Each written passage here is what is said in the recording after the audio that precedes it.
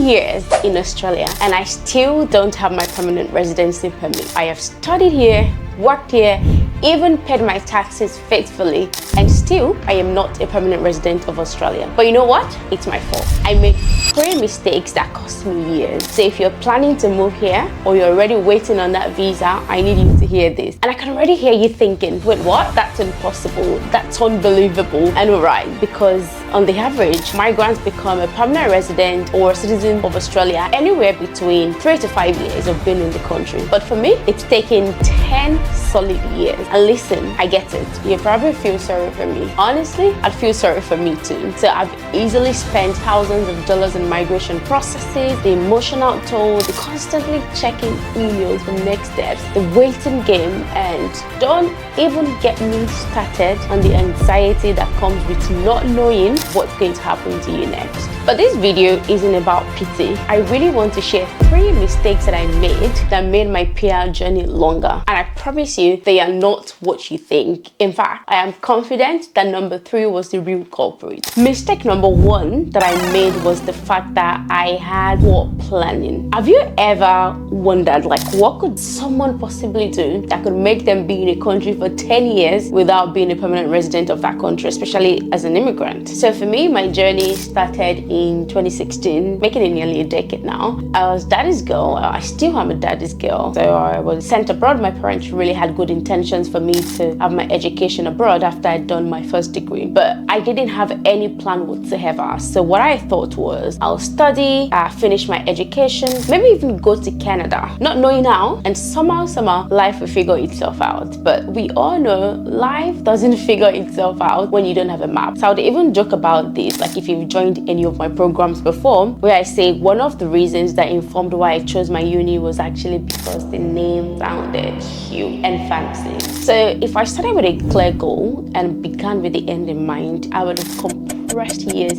into months. You know what's actually wild? I had no idea that you could work. I didn't know what PR, where you had to do something to become a citizen. I would say we're trouble. And honestly, that's where I see a lot of people get stuck today. They get stuck in the I'll figure it out later phase, like things will happen. But here's the thing, when you don't have a plan, someone else or something else starts planning your life for you. So here's what we're going to do. If you're nursing the appetite to move abroad, you need to grab a pen now and ask yourself these questions. So the question number 1 you need to ask yourself is, what is my goal and how does Australia or country of choice fit into this? The second thing that you need to ask yourself is, what's my best visa pathway? And then what requirements do I need to meet? You know, things like your points, your skills, and any age requirement if it's applicable. And the final question that you need to be asking yourself is, what is my financial, emotional, or even my professional readiness? Now, if you were like me and you didn't do any of these things, you run a massive risk of jeopardizing your happiness in the country and maybe even run the risk of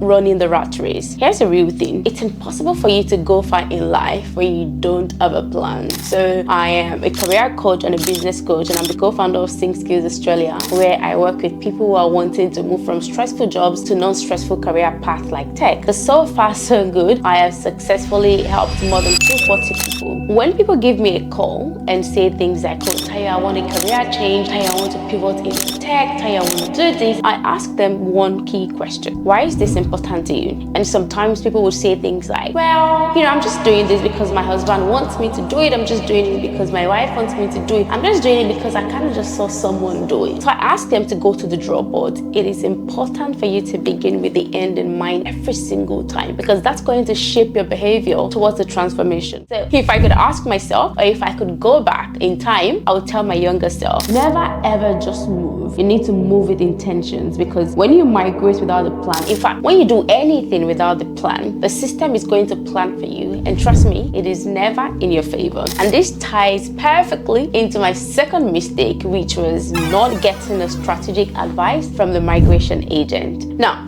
Recall I mentioned I don't have a plan. Truth is, when you don't have a plan, it's very easy to be swayed in any and every direction. Yes, I did speak to agent. Yes, I asked questions. Let's just say I only asked questions about the mundane things, not the real questions that I needed to be asking that would have shaped my journey, right? But how do you ask questions when you don't know where you're going? Like, how do you ask the right questions when you're not sure what the end is, like when you don't know exactly what you're doing? So let's go back in time a little bit. I came into the country to study a program that was for 1 year. The program was also not on the skilled list. Now, if I had a plan, or if I did my own work and did my own research, I would have kicked back and perhaps even study a different program that aligned better with my skills, and also a program that positions me well to be able to add value to the Australian economy. Looking back now, I'm thinking what I really needed wasn't just an agent to process paperwork or do the stuff for me, but someone who was going to actually guide my path. In my case, I probably would have maybe even attempted studying a different program, maybe going to a different university, and who knows, maybe even go to a different country. And let's be honest, not every agent would give you the full picture. Sometimes they tell you what's easy, not what is effective. So today, I get a lot of DMs of people asking me to help them migrate to Australia. When you ask them, what type of visa do you want? What skills do you have? They say they don't know. Don't leave your life decisions to someone who is just getting to know you. You know you more than you know yourself. And you know what's wild? Some people have been advised to even apply for a student visa, even though they are better positioned as a skilled migrant. I don't know what your experience has been with migration agents. If you wanted to share some with me, that'd be good. But if we're keeping it 100, I'm not saying they're not great people. Agents are absolutely great people if you meet the ones with the fear of God, right? But at the end of the day, they are just another human who have more time on their hands for research, who have some experience, who have dealt with other complex situations. Knowledge is power, and it is important that we begin to operate from a place of knowledge. We all need to stop looking for shortcuts. This is what I say to people every time. You want to migrate? Stop looking for shortcuts. Consult agents, but consult them from a place of knowledge. Know exactly what you want. So if you're new here or you're planning your move, please don't skip this step. Good advice genuinely is going to save you years, but you see bad advice? It will delay your dreams. So please, again, operate from a place of knowledge. And then there is number 3 mistake, which I believe is the real culprit. If you've been in Australia long enough, you know this one. You can be doing everything right, and then the government wakes up and they change the rules. So constant changes in Australia's rules and migration priorities is alarming. I don't know. If you've been affected by these annoying changes in the migration policy, how did you navigate it? Because I have seen these new policies quite literally run people into depression. Australia is that country where you could be chasing something right now, you catch it, and then they say, oh, sorry, we no longer need that. It is very sad. So in my case, I had pivoted into a different program. So I studied for 2 years professional accounting. Once I finished my program, the point went way high. Let's just say the competition was insanely impossible. The bar went up and the goalpost just moved away.